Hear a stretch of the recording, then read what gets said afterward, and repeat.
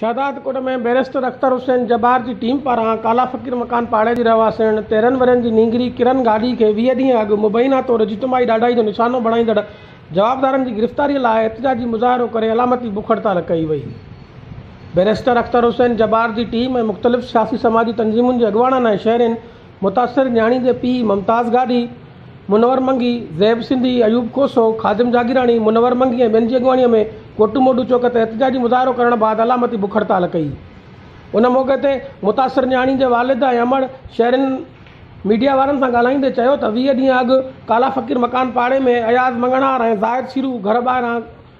गंद उछलण दौरान नींगरी किरन गाॾी खे ॼाणायल जवाबदार पकड़े घर साम्हूं जवाबदार अयाज़ मंगणार जी ख़ाली घर में वठी वञी हथ पेर ॿधी साणनि ॾाढाई कई।